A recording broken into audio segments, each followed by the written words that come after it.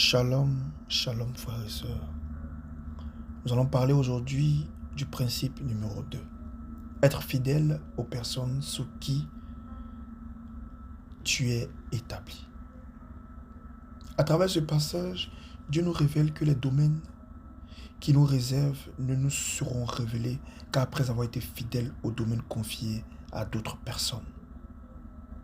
Autrement dit, ton attitude, bien-aimé, vis-à-vis des charges confiées à d'autres déterminera ta réussite dans les charges que Dieu souhaite te confier.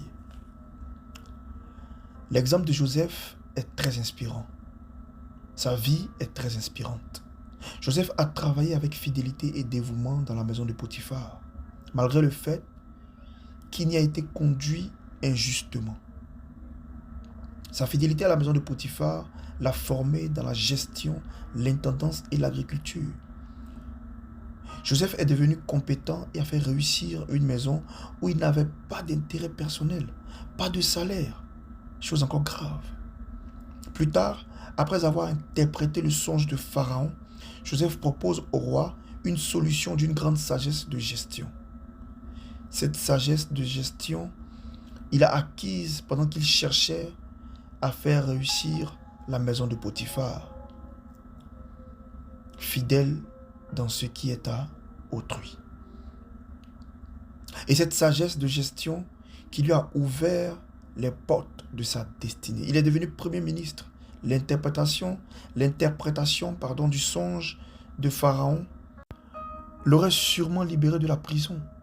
Mais ce sont ces solutions de gestion qui l'ont élevé sur l'Égypte. Si Joseph n'avait pas été fidèle à la maison de Potiphar, il n'aurait jamais manifesté le don de gestion que Dieu lui avait donné. Si Joseph, au lieu de travailler comme il fallait, passait son temps à se morfondre à cause de la méchanceté de ses frères et de l'injustice de la vie, il n'aurait pas découvert son domaine d'élévation. Comme pour Joseph, il existe un ou plusieurs domaines territoriaux où Dieu a prévu de t'élever. Ton attitude vis-à-vis du domaine d'autrui te rapprochera ou t'éloignera du tien. C'est-à-dire, quand quelqu'un te confie quelque chose, il ne faut pas directement penser à la rémunération, c'est-à-dire au salaire. Joseph n'a pas pensé à être payé au service qu'il rendait à Potiphar. Veux-tu connaître ton domaine d'élévation? Alors sois fidèle au domaine de Jésus-Christ. Celui-ci est venu sur la terre pour sauver les pécheurs. Avant de savoir si tu dois être homme d'affaires, pasteur, fonctionnaire international ou investisseur, tu dois t'investir fidèlement dans le salut des âmes, bien-aimé. Si tu ne l'as pas encore fait, convertis-toi à Christ. Accepte Jésus comme sauveur et Seigneur. Fais-en ta priorité, frère.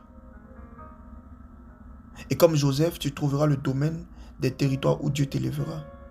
Celui qui n'est pas fidèle à ce qui appartient à Jésus ne connaîtra pas son véritable territoire de faveur. C'est une vérité. Es-tu dans une église, dans un département? Es-tu élève, cadre d'une banque? Es-tu fonctionnaire? Dans un premier temps, ne cherche pas les avantages que t'apportera cette activité. Non, c'est de l'égoïsme. Comme Joseph qui travaillait sans rémunération pour Potiphar. Waouh! Après tout le service rendu à Potiphar, Joseph ne s'attendait pas à être rémunéré. Non, loin de là. Bien-aimé, travaille toi aussi dans le seul but de faire réussir ce que tu fais pour d'autres. Et Dieu t'accordera ce qui sera à toi. Nous continuerons avec les 5 autres principes. L'action du jour est de t'estimer fidèle à ce qui appartient à autrui. Peux-tu le faire? Si oui, amplifie-le. Sinon, décide aujourd'hui de le faire.